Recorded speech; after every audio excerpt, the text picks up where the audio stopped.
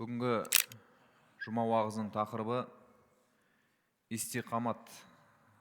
Бұл діни термин, мағынасы дінге берік болу. Яғни мұсылман адамның өзінің діни ұстанымдарына мығым болуы жайында.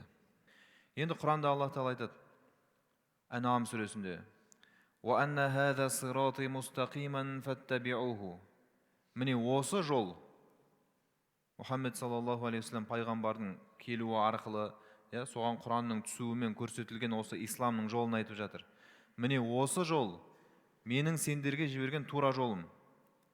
Сендер соған еріңдер дейді. Фаттаби'уху ва ла таттаби'ус субула фатафаррақа бикум ан сабилих. Анау басқа көптеген жолдарға ермеңдер.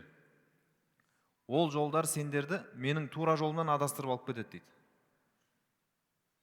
Қазіргі күні білесіздер ғой, неше түрлі жаңағы бабаңның жолымен жүр, атаңның жолымен жүр, ғылымның жолымен жүр деп әртүрлі жолдарды айтып, исламның жолынан адастырып алып кеткісі келетін топтар, сондай жаңағы ағымдар дейміз ба, не дейміз, сондай нәрселер көп болып жатыр.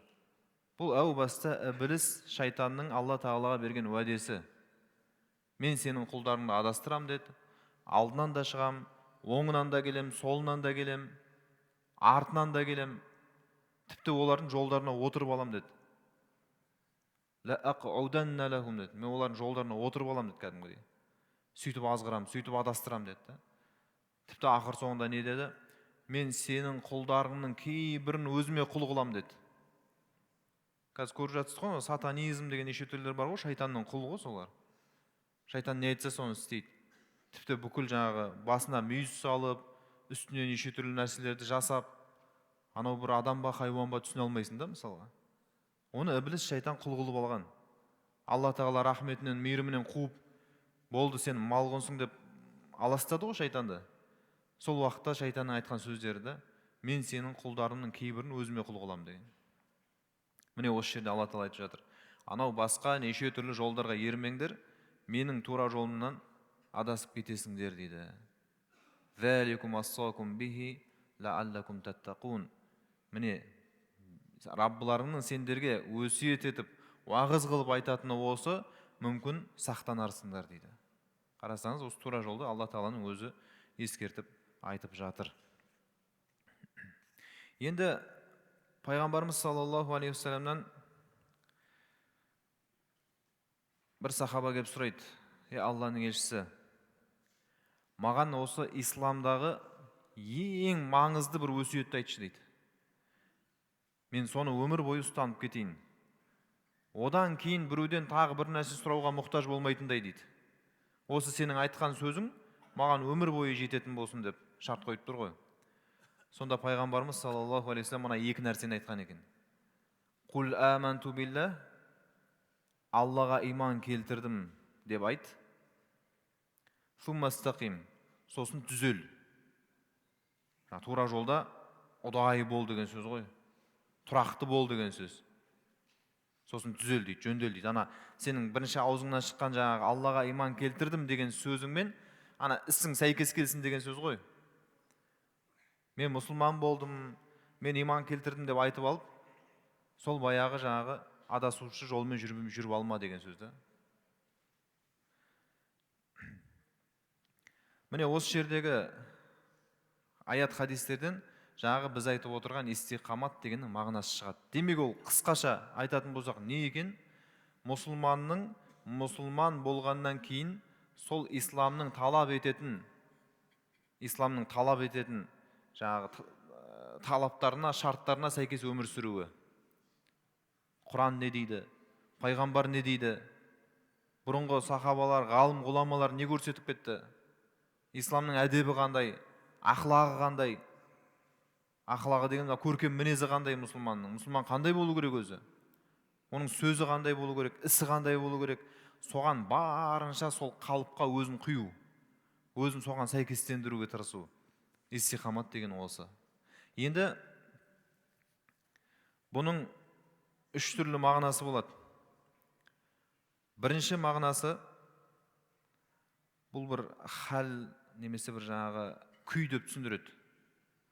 Пайғамбарымыз саллаллаху алейхи вассалам бір хадисте былай деп айтқан екен: «Ла ястақиму иману абдин хатта ястақима қалбух». Ешбір құлдың, ешбір пенденің жүрегі дұрысталмайынша оның иманы дұрысталмайды дейді. Қараңызда қандай мағына. Жүрегі дұрысталмайынша, мына жүрек тазармайынша, жүрек Аллаға бұрылмайынша оның иманы дұрысталмайды дейді. Бұл бір жағынан иманның орнын көрсетіп тұр. Иман қай жерде болады? Иман сіздің альхамдулилля мұсылманмын дегеніңізде болмайды. Аллаға шүкір намаз оқимын, намаз бастадым, намаз оқып жүрмін дегеніңізде емес. Немесе жаңа мешітке кіріп шыққаныңызда, я болмаса жаңағы Рамазан айында ауызашар дастархандарында көрінгеніңізде емес. Я болмаса үйіңізге имам молда шақырып Құран оқытқаныңызда да емес. Иман мына сіздің жүрегіңізде. Сіздің жүрегіңіз соған сәйкес сондай таза, сол иманға ашылып тұрған, иманға беріліп тұрған жүрек болса, онда сіздің иманыңыз дұрыс дейді. Сол жүрекпен өлшейді. Және «Вала ястақиму қалбуху хатта ястақима лисанух». Ал жүрек жаңа дұрыс болса деп отырмыз ғой. Жүрек қай кезде дұрыс болады? Оның тілі дұрысталған кезде дейді. Қараңызда, бір-бірімен байланысып жатыр барлығы. Сіздің аузыңыздан шыққан сөзге қарап, сіздің ана жүректегі иманның деңгейін, дәрежесін біле беруге болады да. Адам мысалға өзінің ақылы, білімі жайында аузынан шыққан сөзінен хабар береді ғой. Сен бір әңгімелескеннен кейін оның қаншалықты оқымысты, қаншалықты білімді, қаншалықты ақылды екенін түсінесің мысалға.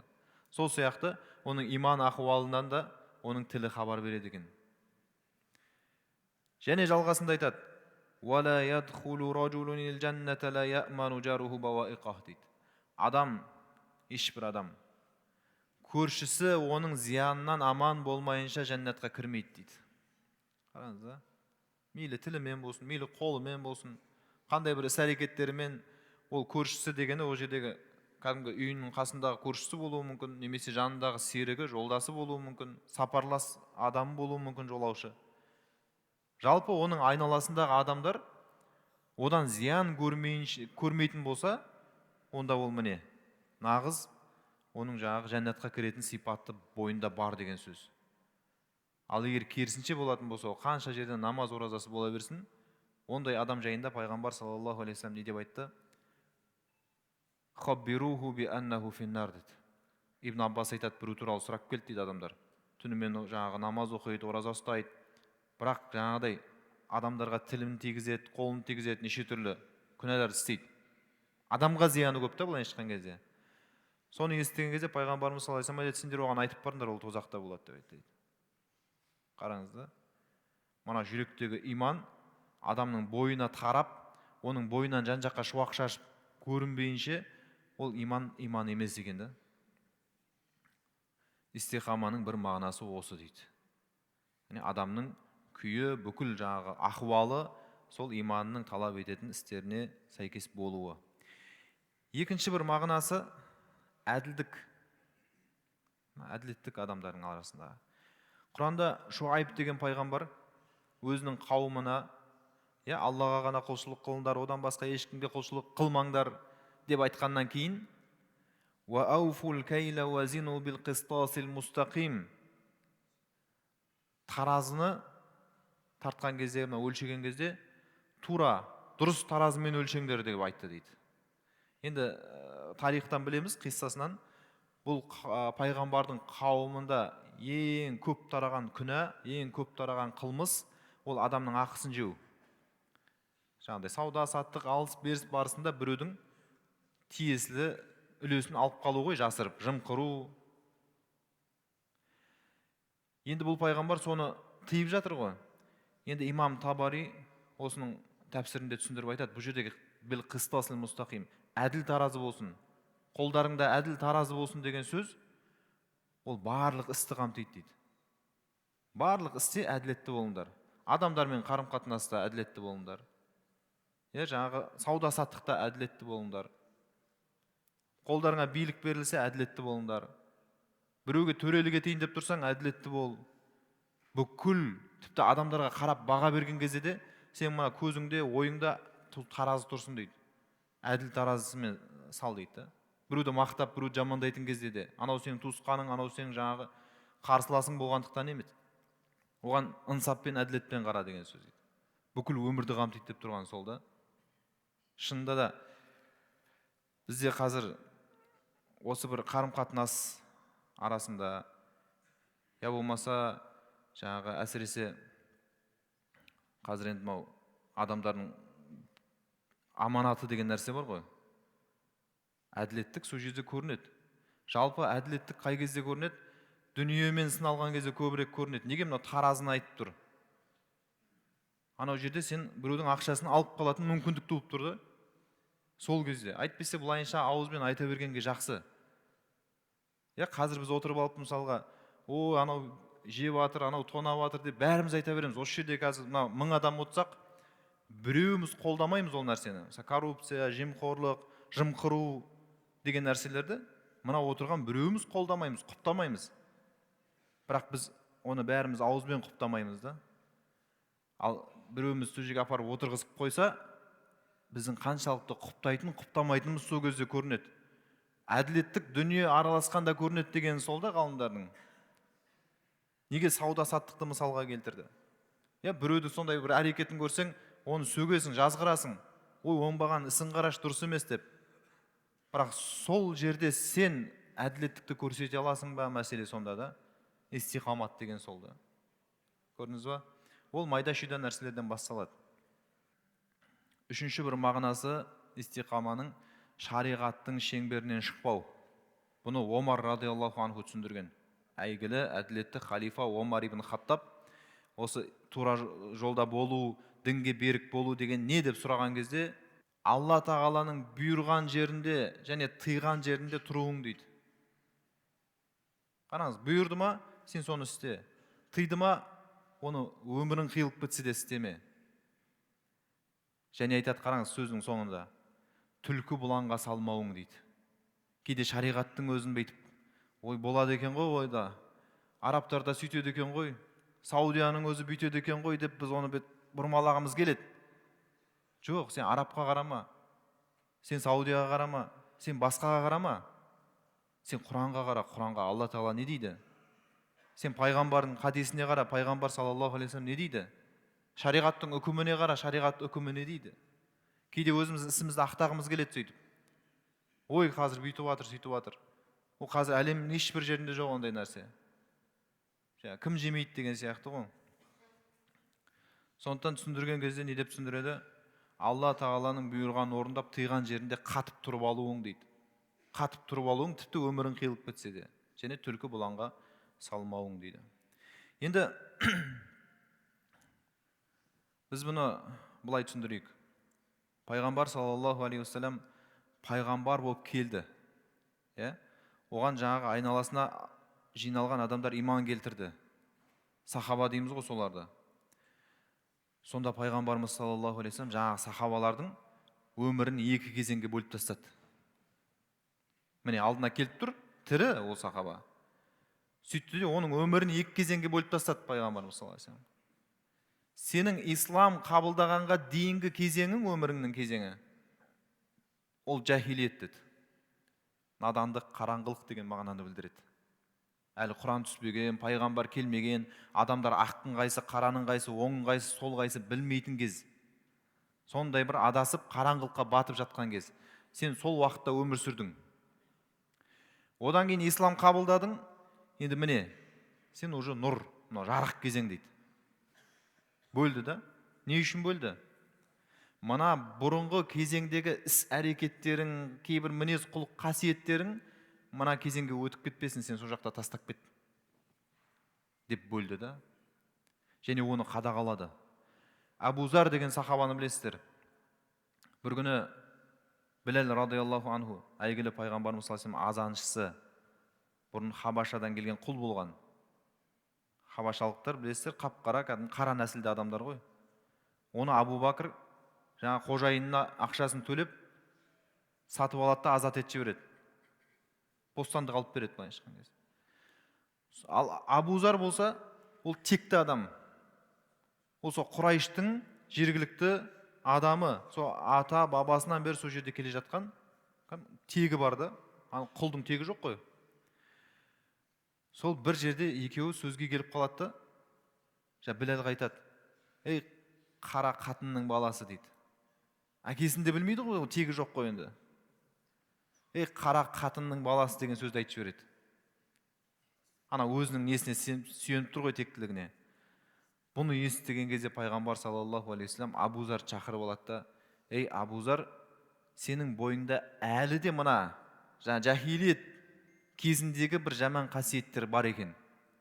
Сен әлі тазармапсың, сен кейбір қоқыстарыңды мына исламға алып келіпсің деп ескерту береді. Қараңыз да, бұл мұсылманға тән емес. Сен ана кезеңінде қалу керек еді ол нәрсе деген нәрсе ғой. Енді бұл біздің өмірімізде де бұндай нәрселер бар да. Үлкен буын ағаларымыз өзінің өмірін бөлсе болады. Советтік кез, коммунистік кезең. Одан кейін міне тәуелсіздік алдық, дінге рұқсат берілді. Қазір еркіндік бар да, діни еркіндік. Бірақ сонда да кейбір кісілер: біз енді коммунист болдық қой, біз енді партияға қызмет еттік, біз енді осылай үйретті, бізді осылай оқытты деп мысалға айтады. 35 жыл болды уже мысалға да, партияның жоқ болып кеткеніне. Қазіргі буын коммунист деген сөздің не екенін білмейді мысалға да. Соншалықты кезеңдер өтіп кетті. Бір буын 15 жыл ғой негізі. Буын жаңару деген түсінік бар ғой, ұрпақ жаңару деген. Бір буын 15 жыл. Сонда 2,5 буын өтіп кетті ғой, жобамен алсақ. Бірақ сонда да ана кезеңдегі үйретіп тастаған, жаңағы тас қылып құйып тастаған кейбір түсініктерді біз әлі тастай алмай келе жатырмыз мысалға. Ол біреу үшін сылтау болуы мүмкін, біреу үшін білмеймін енді. Біраз өмірін соған қиып жібергеннен кейін бір қимастық, бір сезім болуы мүмкін. Ол жарайды. Тағы бір мысал. Біреулер мысалға 5 уақыт намазға жығылады, намаз бастайды. Енді бәріміз мұсылманбыз ғой, намаз оқиық, оқымайық, бәріміз мұсылманбыз. Өз жалпы қазақты исламды қазақтан ажырату қиын деп айтып жатырмыз ғой. Бірақ саналы түрде кәдімгі іс әрекетімен мұсылман бола бастаған кез ғой енді, намазға жығылған кез дейікші. Өткен түсінді, Алланың алдында өзінің міндеттері бар екенін, ертең қиямет күні оны сұрайтынын, есеп алатынын, бұл дүние жалған өтіп кететінін, бұл мұсылмандық парыз ғибадаттары екенін бәрін ұғынды, түсінді, сөйтіп намазға жығылды. Енді оның да өмірін қарасақ болады да былай. Намаз оқымайтын кез, намаз оқитын кез деп. Пайғамбарымыз саллаллаху алейхи вассалам бөлгендей. Бірақ кейбір адамдар сол баяғы намаз оқымайтын кезіндегі жаңағы исламға қарама қайшы керағар кейбір іс әрекеттерін әлі арқалап жүреді. Әлі иығында арқалап жүреді соны.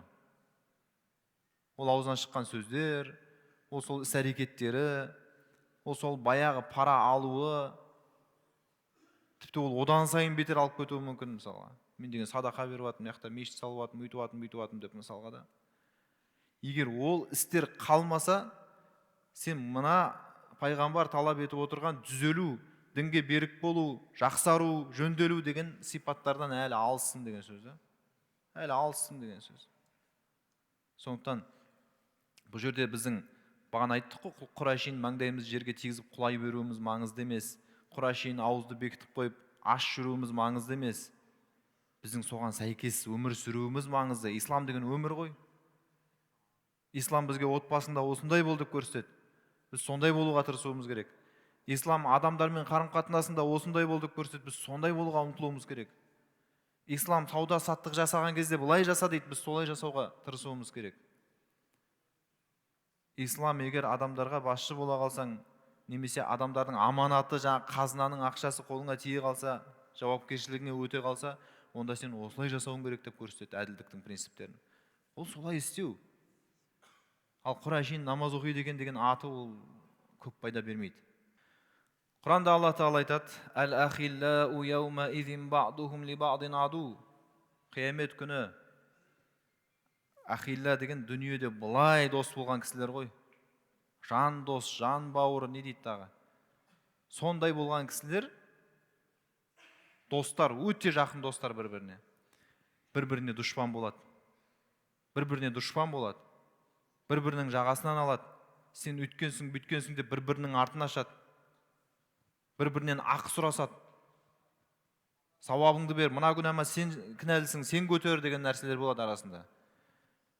Илләл муттақин дейді, тек тақуалардан басқалар дейді.